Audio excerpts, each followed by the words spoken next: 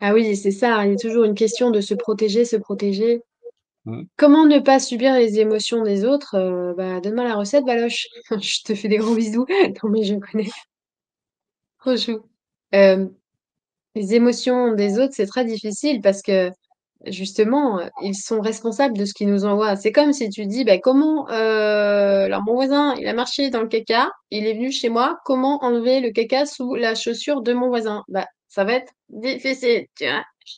Tu vas uniquement pouvoir enlever le caca sur ton carrelage et pas sur la chaussure de ton voisin parce que c'est un petit peu délicat, c'est à lui de s'en occuper.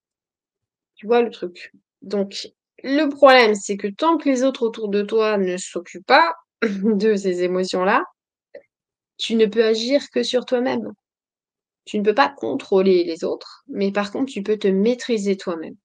Ça veut dire que déjà d'une, intérieurement, tu peux t'installer en toi et garder le fait que ce sont ces émotions. Ensuite, tu peux aussi agir physiquement. Bon, bah, je vais, prendre l'air un petit peu, je vais, trouver un moyen de ne pas être confronté directement à cette vague. Parce que, encore une fois, si je vais dans un fumoir, je vais sentir la cigarette, hein, ça va être difficile, hein, tu vois? Donc quelque part, encore une fois, simplement, bah, rentrer à l'intérieur de toi. Laisse-toi inspirer, tu vas savoir. L'univers, il est jamais là pour te t'emprisonner quelque part. Il te donnera toujours une solution et la solution, c'est l'inspiration et pour que l'inspiration, elle vienne, il faut que tu rentres en toi.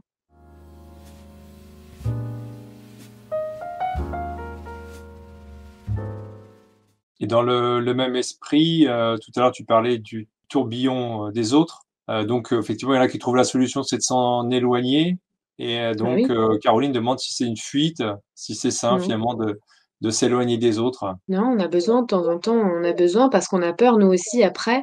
Je veux dire, on n'est pas, on peut pas, comment dire? Tu peux pas te surestimer non plus. Tu sais que, par exemple, moi je sens des fois quelque chose, ça monte, ça monte, ça monte. Bon, je sens que ça va monter chez moi aussi et j'ai pas envie. Donc du coup, je préfère, m'éloigner parce que j'ai pas envie de rentrer dans ce truc-là, ça va m'embarquer. J'ai pas envie d'être embarquée. Mais tu sais, c'est pas une fuite parce que, par exemple, regarde, la même situation, mais simplement en regardant un film. Bon, c'est cool, le début et tout, bon, ah, tu bien, tu regardes le film et après, tout à coup, il y a un truc angoissant. Puis après, l'angoisse, ça monte, l'angoisse, l'angoisse, l'angoisse.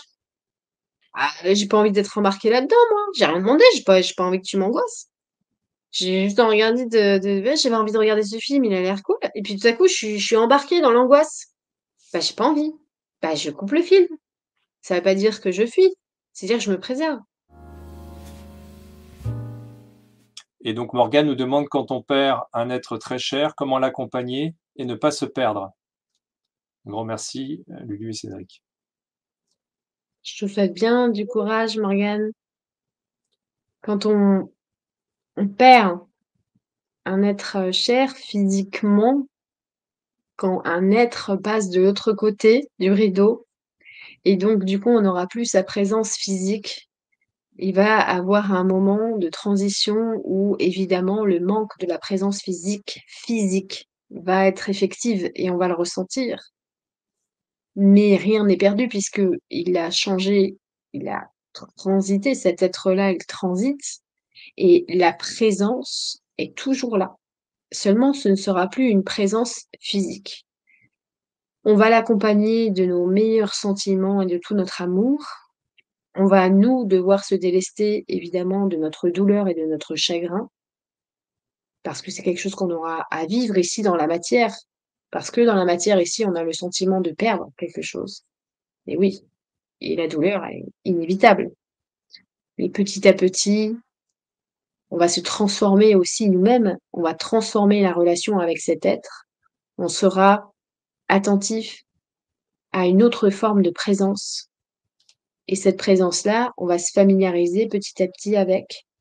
Et c'est comme ça, finalement, qu'on continue à interagir. Cet être-là qui passe de l'autre côté, ce n'est pas forcément à nous de l'accompagner. Peut-être qu'il est déjà très bien pris en charge.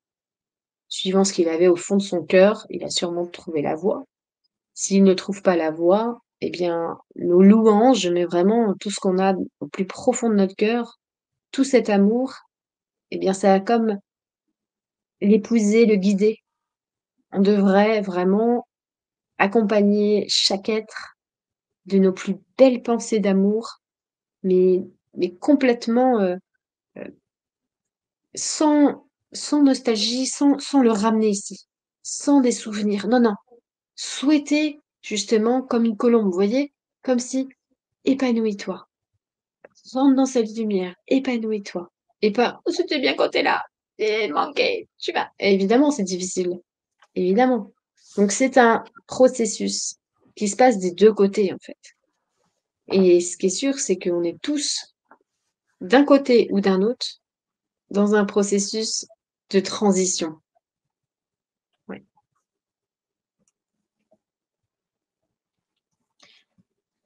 Il y a une question, quelle différence entre expérience et épreuve? Ah, j'adore ça.